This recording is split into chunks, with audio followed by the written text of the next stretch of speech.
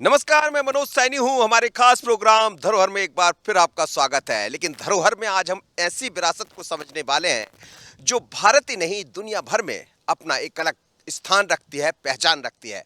और वो है मानव संग्रहालय, जहाँ मानव से जुड़ी तमाम चीजें आपको देखने को मिलेगी। एक वो दौर जिसे हम विरासत के रूप में देखते हैं, एक वर्तमान दौर, लेकिन भूत से लेकर वर्तमान तक सब कुछ है इस मानव संग्रहालय में। क्या? तो चलिए आज मेरे साथ यात्रा कीजिएगा धरोहर में मानव संग्रहालय की। मध्य प्रदेश की अनूठी विरासत मानव संग्रहालय। श्यामला हिल की हरी भरी पहाड़ियों में 200 एकड़ में फैला ये संग्रहालय भारत ही नहीं एशिया में मानव जीवन को लेकर बनाया गया सबसे विशाल संग्रहालय है। जिस स्थान पर यह बना है उसे प्रागैतिहासिक काल से संबंधित माना जाता है। कहीं घास तो कहीं बड़े बड़े पेड़, साफ सुथरी सड़कों के बीच जगह जगह खिले फूल बरबसी लोगों को आकर्षित करते हैं और बड़ी झील इसकी रमणीयता को और बढ़ा देती है। मानव संग्रहालय के बारे में यह कहा जाता है कि 200 एकड़ में श्यामला हिल्स की पहाड़ियों पर यह फैला है। लेकिन जब हम पहाड़ियों के ऊपर पहुंचते हैं तो फिर एक अलग तरह का नज़ारा होता है। उस दौर में मैं सोचता हूँ जब इसकी कल्पना की गई होगी, जब इसे बनाया गया होगा तो कितना अलग होगा, कितना सुंदर। आप देखिए कि आज भी भोपाल ही एक ऐसा शहर है जहाँ खूबसूरती दिखाई देती है। और ये देखिएगा आप कि यहाँ से आप बड़े तालाब को देख सकते हैं, बड़ी झील को देख सकते हैं। उसी से लगा हुआ मानव संग्रहालय है। 200 एकड़ एक बड़ी जगह होती है जिसको आप देख सकते हैं, और उसी में इसको तैयार किया गया। लेकिन पूरी पहाड़ियों को आप देखेंगे तो देखिए आप कितनी सुंदर पहाड़ियां हैं, आज भी हरियाली। ये पूरा श्यामला हिल्स कहलाता है, ये पूरा श्यामला हिल्स का क्षेत्र कहलाता है, तालाब से लगा हुआ। इसी में आपको बाकी चीज़ें दिख जाएंगी, लेकिन बहुत अलग तरह की चीज़ चुनी गई। ये हमारी धरोहर है, ये हमारी विरासत है जो बताती है कि इसको संजोने की कितनी ज़रूरत थी और किस तरह इसको संजोया गया है। पहाड़ियों पर स्थित होने से हमारी यात्रा बड़ी दिलचस्प हो जाती है। कई बार ऐसा लगता है कि जनजाति की ऐसी संस्कृति के बीच है जो रुकने और ठहरने को मजबूर कर देती है। असम, मणिपुर, आंध्र प्रदेश और अलग अलग रंग, आवास एक ही जगह मिल जाते हैं। मैं हूं मानव संग्रहालय में, तो मानव की बनाई हुई कृतियों को हम समझ रहे हैं, मानव के बनाए हुए उन परंपराओं को हम समझ रहे हैं। लेकिन मैं मध्य प्रदेश के मानव संग्रहालय में हूँ। पर आप यदि आसाम नहीं गए हैं तो असम के पारंपरिक घर कैसे रहा करते थे वो भी मैं आपको दिखाता हूँ। आप देखिएगा, पारंपरिक घरों की बात कर रहा हूँ। अब तो धीरे धीरे कर कर चीज़ें बदली है, लेकिन उस दौर में असम भी बहुत अलग तरह का रहा करता था। बाद में सरकारें बनी, काम करती रही। कितना सुंदर है, बहुत ठंडा है ये चीज़ें। अब वो वैसे भी ठंडियों के दिन चल रहे हैं, लेकिन बहुत अलग तरह का ये घर है, बांस का बनाया हुआ, बहुत सुंदर, बहुत अनूठा। और ये परंपरा असम की है, जहाँ आज भी लोग जंगलों में या वहाँ इस बांस का इस्तेमाल खूब होते हैं। बांस की कैप मिल जाएंगी आपको, अलग अलग तरह के बांस के आइटम मिल जाएंगे, क्योंकि वहाँ बांस प्रचुर मात्रा में होता है। ये तो एक घर है, ऐसे यहाँ बहुत सारी कुटिया बनाई गई है। इसमें आप देखिए कि छोटे घर हों, बड़े घर हों, खिड़कियाँ उसमें आपको मिल जाएंगी। यदि जंगल में आपको ऊपर की तरफ रहना है तो इस तरह आप देखिए कि ऐसा चढ़ने के लिए जो जानवर होते हैं उनके लिए कहते हैं कि वन्य प्राणी तो नहीं, लेकिन घर में पालने वाले जानवर, गाय हैं, वेल, उनके लिए ये आपको दिख जाएगा। और यहाँ एक बड़ा सा आपको हॉल जैसे कहते हैं, लोग बैठ बैठ चौपाल लगती होगी, यहाँ बैठते होंगे। लेकिन पूरा लकड़ी का ही बना होता था, लकड़ी से ही आपको यहाँ चढ़ना होता था। तो ये देखिए, इसमें ना तो कोई आपको पंखे की ज़रूरत है। असम का है, दीमा हसाओ जिला का ये पूरा घर है, युवा गृह इसको कहा जाता था। लेकिन घर कितना सुंदर होता था, आप देखिए कि पूरा लकड़ी और बांस से बना हुआ है। सेई जिसे कहा जाता है, एक वन्य प्राणी होता है सेई, जैसे उसके अंदर कांटे होते हैं, तो वहाँ काफ़ी मात्रा में पाया जाता था उसका इस्तेमाल। लेकिन आप देखिए कैसे रहा करते थे लोग जंगलों में, इस तरह जनजाति के क्षेत्र रहते थे। तो वहाँ बैठने के लिए, अरे ऐसे जब बैठ जाया करते थे तो यहाँ पूरा अलाव जिसे कहते हैं वो अलाव जल जाएगा और उस अलाव के जरिए यहाँ आगे, मतलब ये सब लकड़ी का बना हुआ, टीक का बना हुआ। जैसे ही आप यहाँ से बाहर आएंगे तो इस तरफ आ जाएंगे, ये किचन यहाँ होता था, इसी में किचन बना होता था। और ऐसे बहुत चीज़ें यहाँ देखने को मिल जाएंगी। असम में अलग अलग तरह के जो जनजाति के लोग होते हैं वो ऐसी चीज़ों को बनाया करते थे। लेकिन भीतर की तरफ जब आप जाएंगे तो आप देखिए कितना सुंदर इसको बनाया गया है। ये घर देखिए, मतलब ये नीचे की छत है जिसमें लोग रहते थे, और ऐसा ही आप ऊपर की तरफ जाएंगे तो आवास संकुल इसको कहते हैं। जनजाति लेप्चा और सिक्किम में इस तरह की कलाएं देखने को मिल जाएंगी। आप देखिए कि कितना सुंदर घर ऊपर बना है, कितना सुरक्षित, कितना ठंडा ये रहता होगा। ये देखिएगा, ये पूरा लकड़ी का बना हुआ है। अकेला ये नहीं बल्कि और भी कुछ आपको देखने को मिलेगा, तो आप चलते रहिए। भारत के अलग अलग हिस्सों की संस्कृति, रहन सहन सभी को यहाँ समझा जा सकता है। खासकर लकड़ी के बने बड़े बड़े आवास बताते हैं कि जंगल में रहने वाली जनजातियां किस तरह अपने आप को सुरक्षित और संरक्षित रखती हैं। ये पारंपरिक आवास जैसे असम के हैं वैसे ही यहाँ त्रिपुरा को देखने को मिल जाएंगे। रियांग एक समुदाय होता है, उसके हैं ये। रियांग भी जनजाति क्षेत्र से आने वाला है। लेकिन आप देखिए इस तरह लकड़ी के ऊंचे घर बनाया करते थे ये जंगलों में, और नीचे नहीं, क्योंकि वन्य प्राणी जंगल यहाँ बहुत होते थे। लेकिन जैसे ही भीतर की तरफ आप आएंगे तो स्लैब देखिए कितना अलग तरह है। मतलब यहाँ आप बैठ भी सकते हैं, कुर्सियाँ नहीं होती थी तो कुर्सी नहीं होंगी तो इस तरह आप बैठ गए, और ये सब सोने के लिए रहा करता था। मतलब आपको जब आराम की मुद्रा में जाना है, आराम करना है, तो देखिए उधर एक व्यक्ति उधर सोता था, एक जहाँ मैं बैठा हूँ एक यहाँ सोता था, एक यहाँ सोता था। तो कितना तरीके से इस्तेमाल किया जाता था। और ये खाना भोजन बनाने के लिए होता था, चूल्हे जिसे कहा जाता, तो पत्थरों से ही चूल्हे बना दिया करते थे भीतर की तरफ।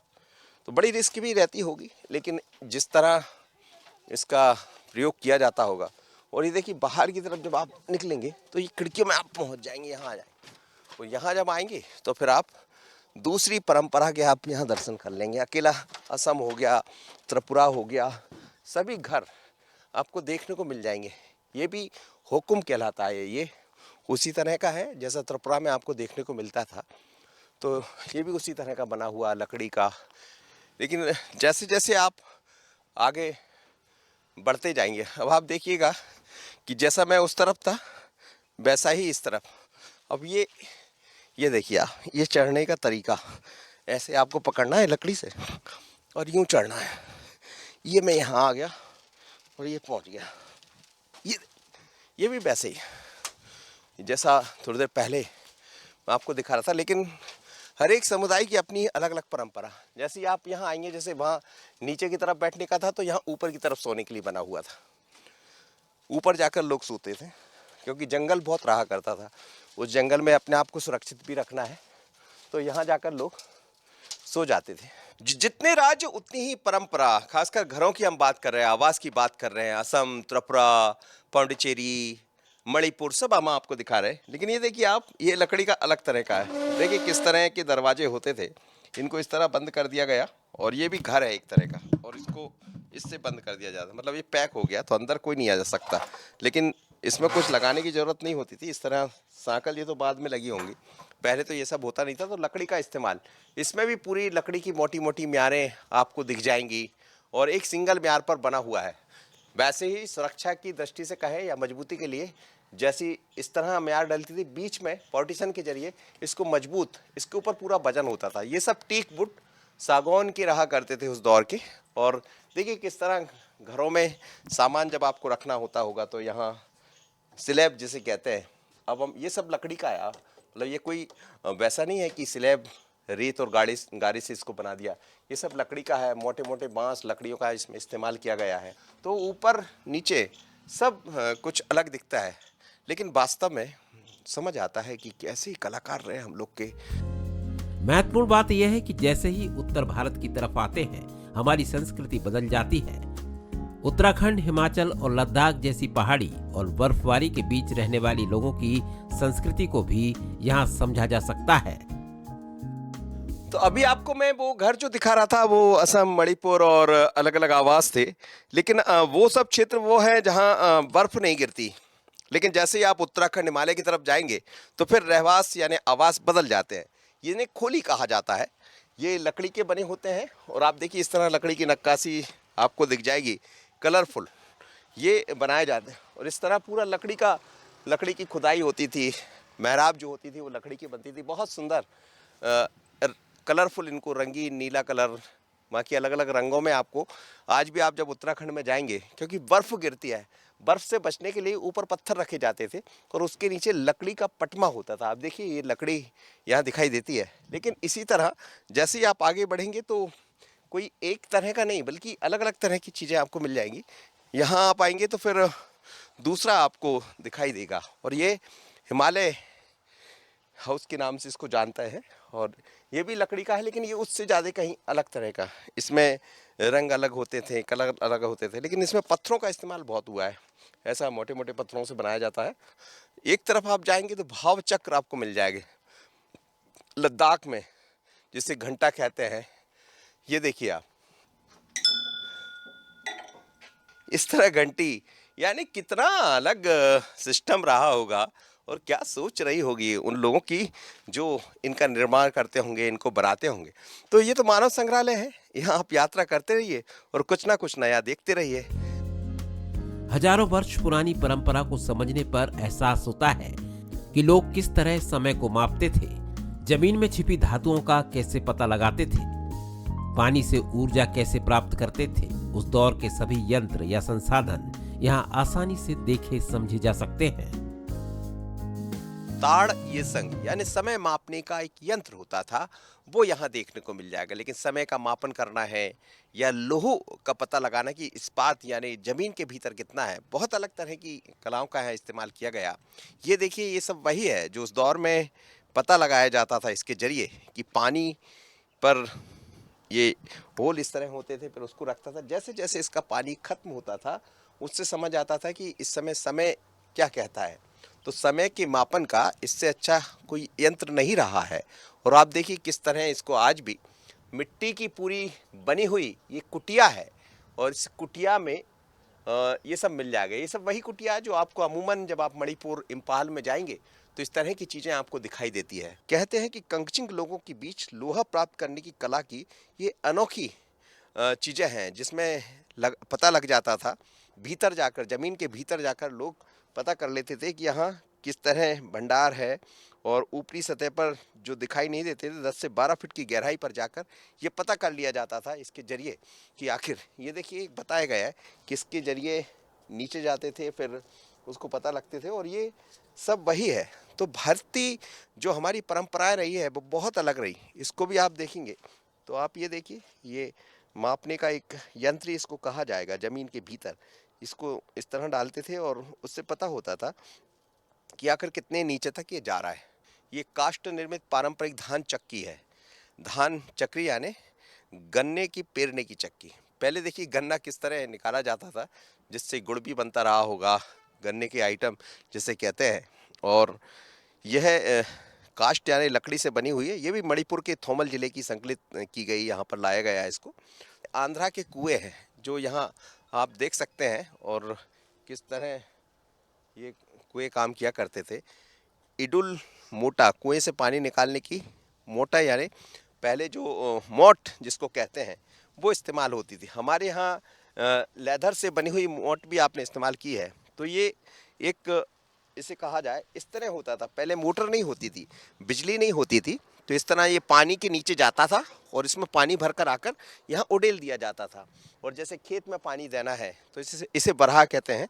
इसके जरिए बरहा से ये पानी निकल जाता था। वास्तव में ऐसी कई चीज़ें यहाँ दिख जाएगी। ये भी छड़ों और लकड़ी से निर्मित है। इसमें धान को निकाला जाता है यानी जो चावल निकलता है, कितनी बारीकी से, कितनी नक्काशी के साथ पीतल को गलाया और फिर उस पर इनको उकेरा गया है। बहुत अलग तरह से इन सब चीज़ों को तैयार किया गया है जो यहाँ नज़र आती है। छत्तीसगढ़ के कई अंचल जनजाति बाहुल्य हैं। यहाँ अलग अलग क्षेत्र में रहने वाले लोग अपनी कलाओं में माहिर थे। टेराकोटा से बनी हाथी, घोड़ा और वन्य प्राणियों की कृति खूब ध्यान खींचती हैं। यही नहीं, थोड़ा आगे बढ़ते ही कुम्हार पारा है, जिसमें पूरी कुम्हारी परंपरा मिल जाती है। टेराकोटा बेसिकली बस्तर का एक बड़ा कला रही है जो समय समय पर बदलती भी रही, लेकिन ये कला आज भी अपना स्थान बनाती है, देश दुनिया में पहचानी जाती है। आप देखिए टेराकोटा के जो आइटम है मिट्टी के बनते हैं दरअसल, और किस तरह बनाए गए। हाथी को आप देखेंगे तो घोड़े हैं, हाथी है, नीलगाय है, ये यहाँ देखने को आपको मिल जाएंगी, लेकिन ये सब मिट्टी है। आप देखिए किस तरह इसको बनाया गया है, ये देखिएगा, और ये पूरा मिट्टी का है, बरसों बरस इसको हो गए हैं, लेकिन आज भी ये यहाँ दिखाई देता है। लेकिन बस्तर में जिस तरह की परंपराएं रही है उसके दर्शन भी होते हैं, और वो तमाम तरह की चीज़ें इस टेराकोटा आइटम के जरिए यहाँ दिखाई देती है। जैसे ही द्वार की तरफ हम पहुँचेंगे तो मिट्टी से बने हुए उस पर गोबर की लिपाई यहाँ दिखाई देती है, जिसमें बाकायदा बताया गया है कि किस तरह हमारी परंपरा रही होगी। लेकिन आप एक और महत्वपूर्ण चीज़ देखिए कि नक्काशी तो नहीं, पर ये सब कुम्हार यानी मिट्टी से बना हुआ है। किस तरह इसको बनाया जाता था। तो एक जगह वो है, और दूसरी तरफ जैसे ही आप नीचे की तरफ आएंगे तो आपको रखने के लिए, जैसे भंडार गृह कहा जाता है, उस तरह का एक बड़ी सी आपको कोठी दिखाई देगी। लेकिन ये सब मिट्टी के बने हुए, पहले कुम्हार बनाया करते थे, पर घर कैसा होता था वो अलग मुद्दा है, पर घर का एक स्वरूप ये पूरा दिखाई देता है। ये मणिपुर की कला है।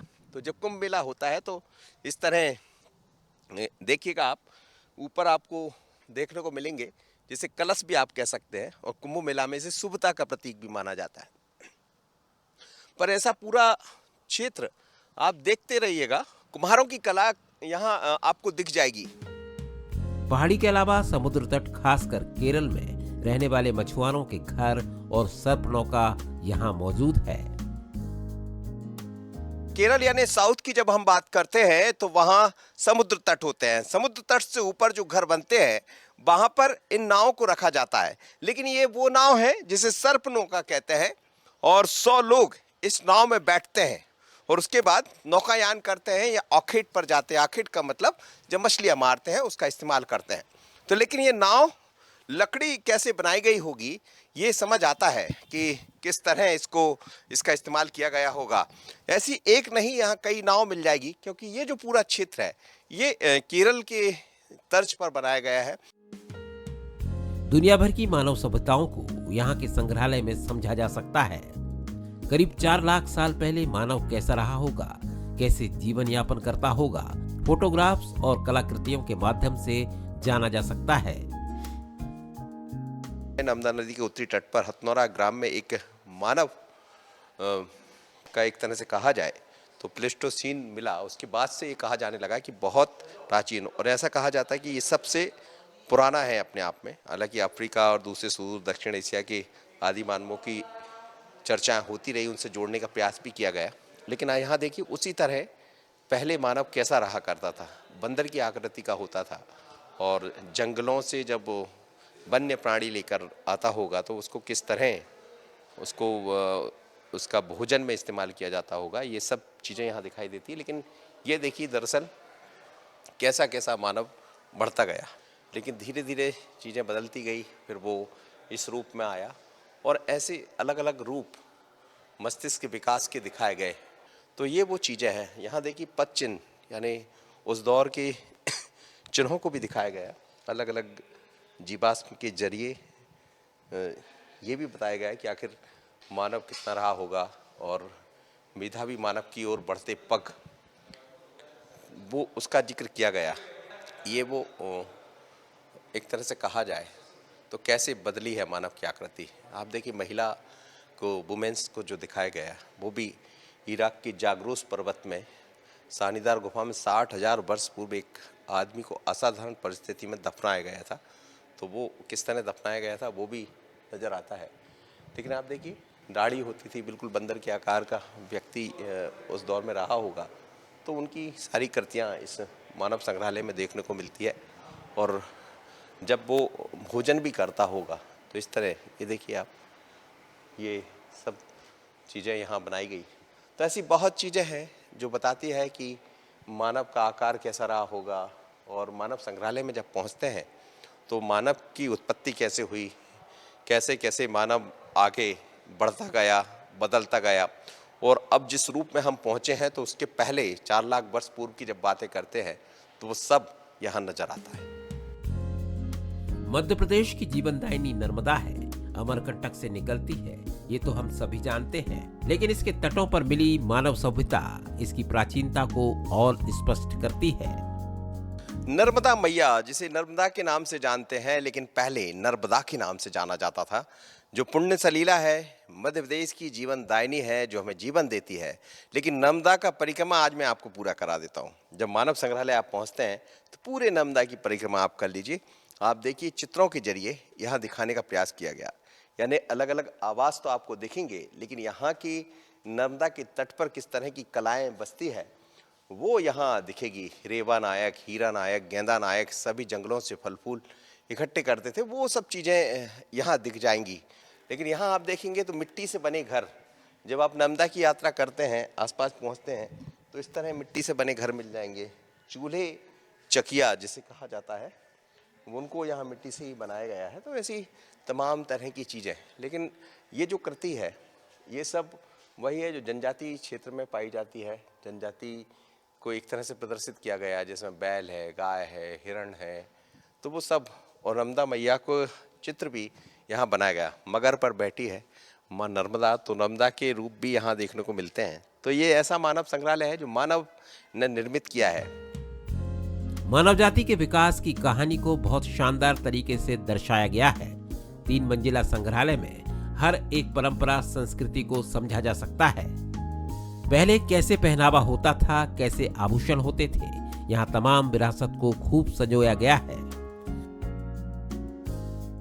झीलों के तट पर रहने वाले लोगों के आइटम, उस दौर के औजार, वो सब कुछ यहाँ दिखता है। और ये देखिए कि ये समुद्र का तट है जिसे यहाँ दिखाया गया है। मछली का फंदा, उसके अलावा तमाम तरह की चीज़ें यहाँ इस मानव संग्रहालय में देखने को मिलती है। परंपरा के दर्शन, साउथ में जब आप जाएंगे तो इस तरह के मंदिर आपको देखने को मिलते हैं, तो उनका जिक्र भी है। देखिए, कछुआ आज भी बड़ा पवित्र माना जाता रहा है उस दौर से लेकर आज तक, और इसीलिए घरों के सामने, घरों के बाहर कछुओं की आकृति रहा करती थी। कहते हैं शुभता का प्रतीक होता है, लाभ, लक्ष्मी का प्रतीक होता है, और इसीलिए उस तरह के बर्तन यहाँ देखने को मिल जाएंगे। तो ऐसी बहुत सारी चीजें हैं। मानव संग्रहालय को समझने, देखने स्कूली बच्चे, इतिहास में रुचि रखने वाले लोग देश के हर कोने से यहाँ पहुँचते हैं। मानव संग्रहालय को हम समझ रहे हैं और देख भी रहे हैं, लेकिन बहुत अलग है। वास्तव में हमारी धरोहर ही इसको माना जाएगा कि मानव संग्रहालय में जैसे ही आप पहुंचेंगे तो किस तरह के घर रहा करते थे। आप देखिए, ये समझ आता है कि कितने सुंदर घर बनाए जाते रहेंगे मिट्टी के, कैसे कैसे बर्तन इस्तेमाल होते थे पहले। आप देखिए, वो सब आप देख सकते हैं। ये सब वो है जो जनजातीय क्षेत्र में इनका इस्तेमाल होता होगा। खासकर ये कड़े, आज भी आप कई जनजातीय क्षेत्रों में जाएंगे तो परांदा, चांदी से बनी चोटी, गहना, हिमाचल प्रदेश समेत तमाम यहाँ लकड़ी की कंघी, ककई, बांस की कंघी, ये तमाम तरह की चीज़ें यहाँ देखने को मिलती है। और ये देखिएगा आप, कौड़ी जिसको कहते हैं, उसके बने हुए गहने, सिक्कों का एक जोड़ा, पैजनी, मुरिया, ये छत्तीसगढ़ का है। तो यहाँ छत्तीसगढ़, असम, मणिपुर, बिहार, हर तरह के जो पहनने में ये देखिए आप, चांदी का जिसे कहते हैं कि कमर में बांधने वाला, कमरबंद जिसे कहते हैं, कितना मोटा रहा करता था, वो भी आप इसको देख सकते हैं। कहाँ से आए हैं आप लोग? हम गुजरात से। क्या, कौन सी क्लास में पढ़ रहे हैं? 9। तो टूर पर आए, पिकनिक मनाने आए? हाँ। अभी छुट्टियाँ शुरू हो गई? नहीं, छुट्टियां नहीं है, ऐसे स्कूल से school tour, educational school tour. Educational tour है। कैसा लग रहा है ये मानव संग्रह? सर बहुत मजा आया। और सर ये पहले का ज़माने का बहुत अच्छा है, और हमसे एजुकेशनल टूर है, हमको सीखने में भी मिल रहा है सब। हमारी economics, civics, geography, history text book में ये सब हमारा है, SS तो थोड़ा थोड़ा आइडिया ये रहता है सब हमें आता है। कि ऐसे क्या होता है, और गाइड वगैरह होते हैं तो हाँ क्या समझा अभी आप लोग? कि पहले के लोग कैसे रहते थे और कैसी जगह में रहते थे और कैसे एटमॉस्फेयर में वो ऐसा गुजरात में है? गुजरात हाँ में बहुत सारी कच्छ है, गीर है, सोमनाथ, वैसे बहुत सारी जगह पे वैसे भी है। ऐसे- वो ऐसे सब सब- ये संग्रहालय है इतना बड़ा? हाँ संग्रहालय इस तरह का है? हाँ है हाँ हाँ कच्छ है में कच्छ में कच्छ में तो यहाँ तो और भी कुछ दिखता है, ये 200 एकड़ में बना हुआ उधर भी ऐसी 6 गैलरी है। है। क्या क्या देखा यहाँ एमपी में? एमपी में सांची स्तूपा, फिर सांची स्तूपा, भोजपुर का शिव मंदिर भोजपुर का शिव मंदिर। और महाकाल भी गए? हाँ गए जाके आए। हाँ नहीं मुझे नहीं। मानव संग्रहालय वास्तव में मानव सभ्यता, परंपरा, संस्कृति का अनुपम स्थान है, जहां से हम दुनिया भर की मानव सभ्यताओं को समझ सकते हैं। लेकिन इसके लिए आपको लंबा समय निकालना होगा। मुझे कई घंटे यहाँ बीत गए, फिर भी कई चीजें छूट गई हैं। इसलिए चलते चलते भी हम छत्तीसगढ़ के गोत्र देवताओं को समझने की कोशिश करते हैं। जब भी हम धरोहर लेकर आपके सामने आते हैं तो मकसद यही होता है कि हम अपनी विरासत, हमारी परंपरा, हमारी संस्कृति को समझें। कई बार किलों में जाने को मुझे मौका मिला है तो उन किले को देखकर ये लगता है कि आखिर वो किले कैसे बने होंगे।